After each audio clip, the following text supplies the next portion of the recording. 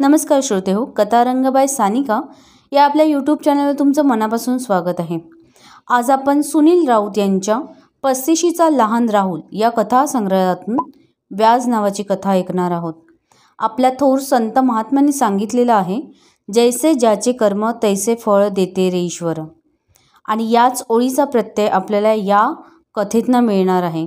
म्हणूनच नेहमी आपली कर्म चांगली ठेवा आणि कर्म चांगली ठेवली किंवा आपल्या कर्मांवरच अवलंबून असतं की आपल्याला किंवा आपल्या जवळच्या माणसांना त्याचं फळ काय मिळणार आहे। चला तर मग कथेला सुरुवात करूया। सुनील राऊत लिखित कथा व्याज। मनात झालेला अत्यानंद चेहऱ्यावर दाखवून मी नुकताच गावावरनं घरी आलो। स्वयंपाक करणाऱ्या मातेला डोळे भरून पाहिलं। तिचं लक्ष नव्हतं माझ्याकडे। मी बॅग उघडली, ऑफिसमधून मिळालेलं बढतीचं पत्र हातात घेतलं, देवापुढे ठेवलं, हात जोडून नमस्कार केला, मातेचे पाय धरले, उठलो, तिला आनंदाची बातमी सांगितली। तिच्या चेहऱ्यावरचे भाव मी व्यक्त करू शकलो नाही। तिने अलगद पाठीवरनं हात फिरवला।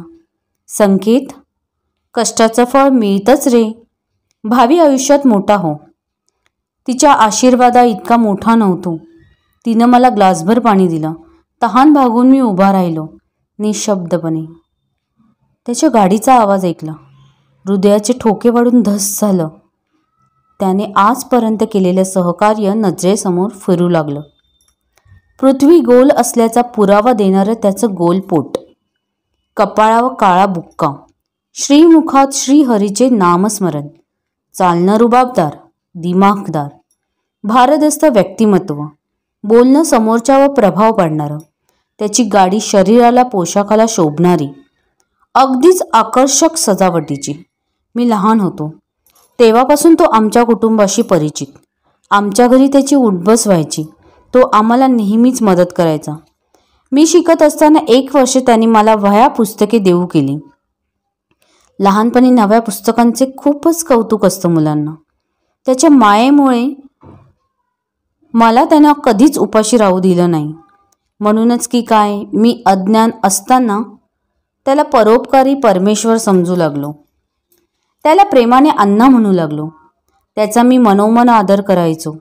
त्याचा प्रत्येक शब्द झेलायचो। परंतु माझे दादा थोडेसे वेगळ्या विचारांचे। माणसाच्या आचार विचार स्वभावात फरक असतोच ना। दादांची शरीरयष्टी एखाद्या दादांसारखी नव्हती। नेहमीच विचारत असल्यासारखा चेहरा, गालफाटे बसलेली, डोळे खोल गेलेले, आपल्याच मस्तीत जगणाऱ्यांपैकी एक दादा। दादागिरी त्यांच्या स्वभावात नव्हती। दादांनी त्यांचं कर्तव्य पार पाडले नव्हते। केवळ व्यसनाधीन झाल्यामुळे व्यसनाच्या आहारी जाणारी माणसं यशस्वी जीवन जगू शकत नाहीत। जुगार दादांचं जीवन। एकदा ते खेळायला बसले की 4-4 दिवस घरी येत नसत। 52 पत्त्यांमध्ये दादांच्या आयुष्याची खूप वर्ष गेली व भविष्यातही ती जाणार होती। बिचाऱ्या माऊलीने मला दादांची उणीव कधीच भासू दिली नाही। लोकांची कापडं शिवत तिने माझं फाटकं आयुष्य सांधलं। घर विटांनी बांधलं जातं, परंतु खरं घर मनाचं असतं। एकाच घरात राहणारी 4 माणसं मनाने एकमेकांसाठी जगली असली की ते घर असतं। परंतु दादा तर 52 पत्त्यात मन गुंतवणारे। त्यांचे मन घरात कसे गुंतणार? 2 हातांचा उपयोग करून फक्त पिसण्यासाठी व खेळण्यासाठी। व्यसनाच्या ताब्यात जाणारी किती माणसं सुधारली। एके रात्री त्याच्या गाडीचा आवाज ऐकू आला। मी चेहऱ्यावर पांघरून घेऊन झोपेचं सोंग घेतलं। तो घरात आला। दादांना शिवाशाप करू लागला, मारहाण करू लागला, पैशांची मागणी करू लागला। भांडणाच्या आवाजामुळे माणसं हातातली कामं टाकून धावतात। बिन पैशाचा तमाशाच असतो ना तो। त्यांचं रौद्ररूप आज मी प्रथमच अनुभवलं। दादांनी त्याला व्याजाचे पैसे दिले। दरम्यान त्याच्या आवाजानं सगळी गल्ली जागी झालेली। व्याज घेऊन तो चालू लागला।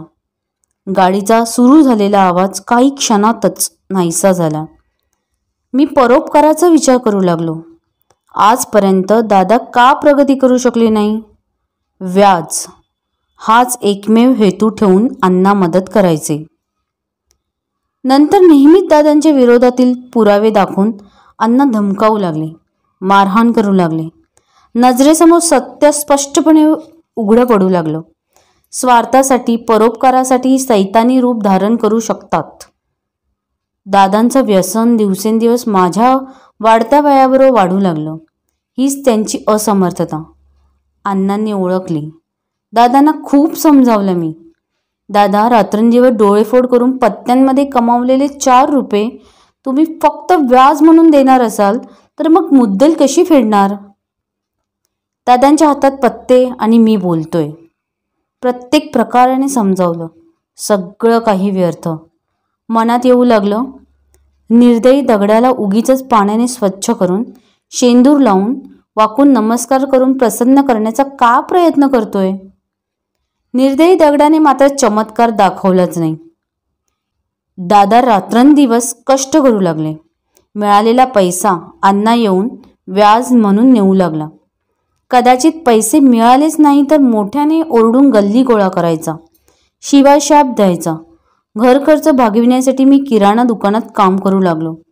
दिवसेंदिवस अण्णाचं अस्तित्व भयावह दहशत बसल्यासारखं वाटू लागलं. त्यांच्याविषयी माझ्या मनात अनादर, तिरस्कार वाढू लागला. फावल्या वेळेत मी बाजारपेठेत फिरू लागलो. अण्णाला कंस म्हणणारेच मला खूप भेटले. व्याजावर जगणाऱ्यांपैकी एक अशीच लोकांची त्याच्याविषयी धारणा होती. अण्णा म्हणजे स्वार्थाचं डबडबलेलं एक जिवंत अस्तित्व.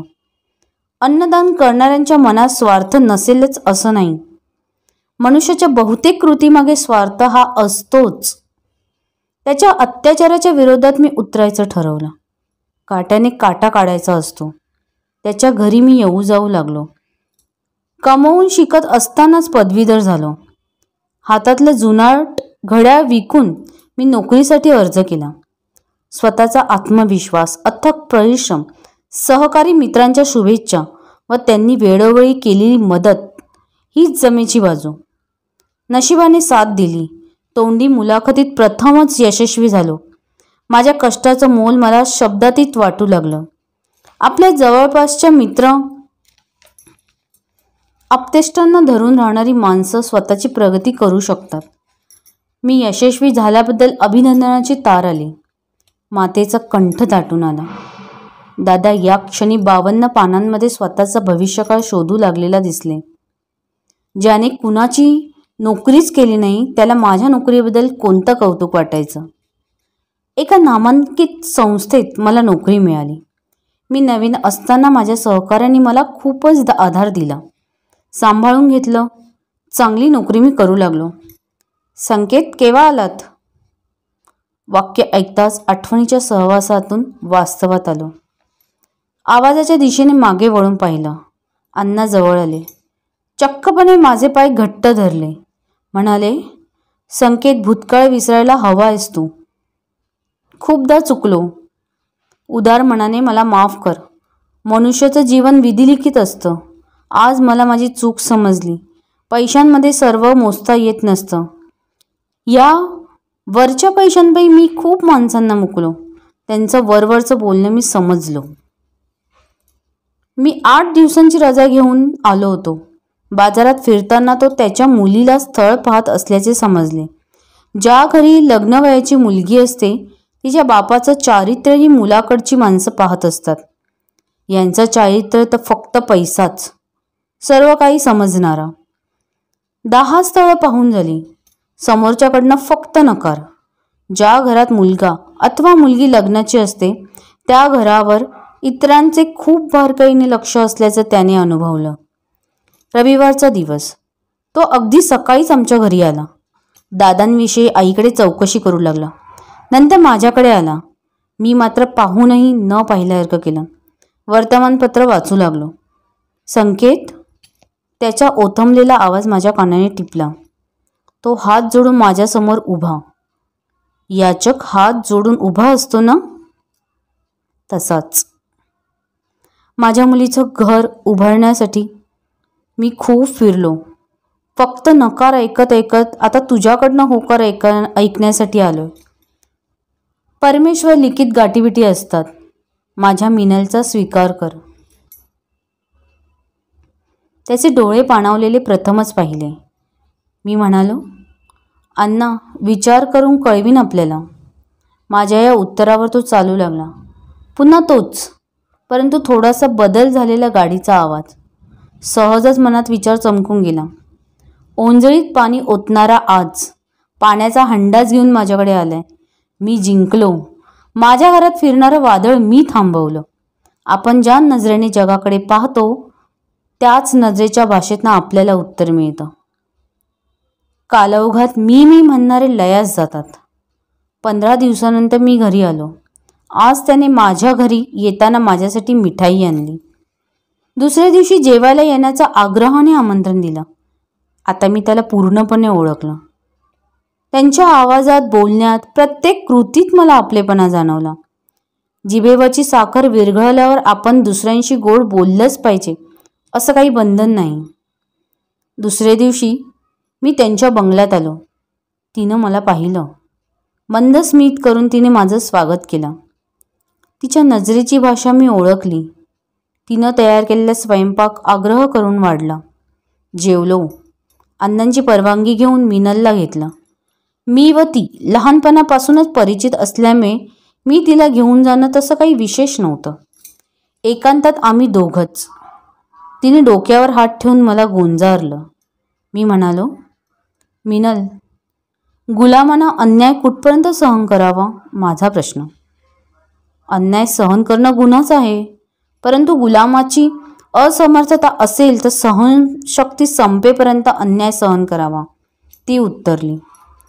तिचा स्वभाव ओळखून मी दुसरा प्रश्न केला.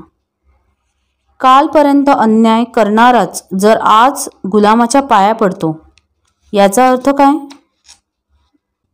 ती मन मोकळेपणाने उत्तरली, अन्याय करणाऱ्याचा स्वार्थ असेल तर गुलामाने त्याला दूर चिटकरावं. तिच्या बोलण्याचा रोख मी समजलो. म्हणालो, हेच उत्तर मला अपेक्षित होतं मिनल.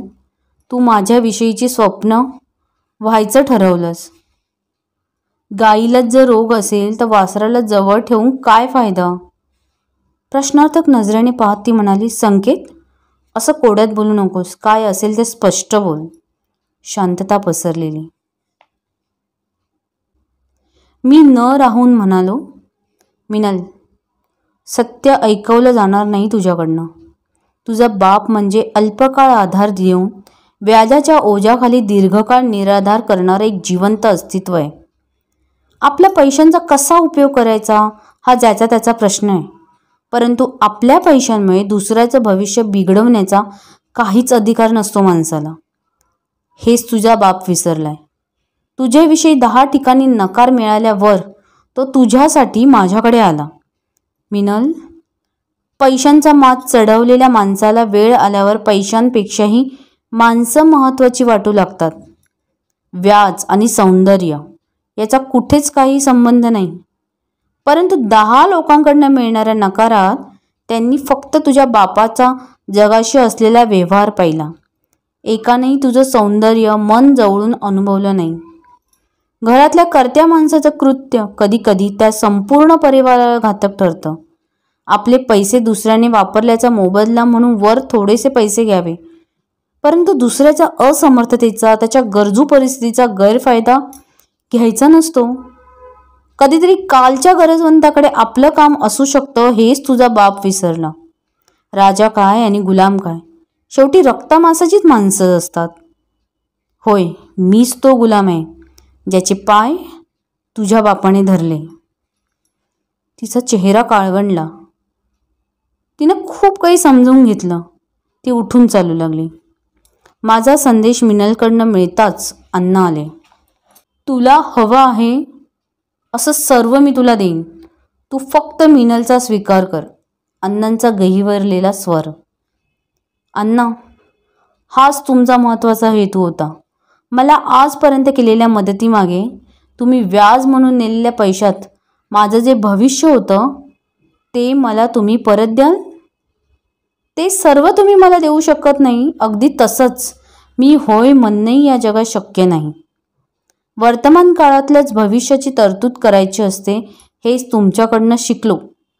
बापाचं चारित्र्य पाहून त्या घराण्याशी नातं जोडण्यापैकी मी एक आहे. तुमचा कधीच न होणारा जावई. माझा नकार ऐकताच त्याचं शरीर घामाने चिंब झालं. हक्काची माणसेही कधी कधी नकार देऊ शकतात. आईपुढे त्याने लोटांगण घातलं. माझा यशवंत त्याच्या निर्णयाशी नेहमीच ठाम असल्यानं मी आजही पाहते. म्हणूनच तो आज यश मिळवू शकला. मीही कित्येक वेळा तुझ्यापुढे लोटांगण घेतलं, परंतु तू कधी ऐकलंस का माझं? यांना जुगारी बनवून वेळोवेळी पैसे घेऊन तू फक्त स्वतःचं घर भरलंस. आमच्या कुटुंबाचा कधी विचारच केला नाहीस. ज्या पैशाच्या जोरावर तू जगाशी वागलास, तेच जग आता तुझ्याशी तसंच वागेल. ठराविक प्रसंगाचा भूतकाळ माणसाला आठवतो, तेव्हा त्या प्रसंगी समोरच्याशी जसा वागला तसाच समोरचा व्यवहार करतो. पैसा हेच जीवनाचं एकमेव सत्य तर रक्ताची नाती उरलीच नसती. आई बोलत असतानाच दादा घरात आले. आपल्याला शिव्याशाप देणारा, मारहाण करणारा, पत्नीच्या पायाशी लोटांगण घातलेला पाहताच चेहऱ्यावर हास्य प्रकटलं. एका हातात पत्ते आणि दुसऱ्या हातात पैसे. अण्णाला त्यांनी दिले आणि घराबाहेर जाण्याचा रस्ता दाखवला. दोन्ही हातांनी चेहरा झाकून मान खाली घालून अण्णा दरवाजाबाहेर गेला. गाडी चालू गेली. सुसाट वेगाने गाडी चालू लागला.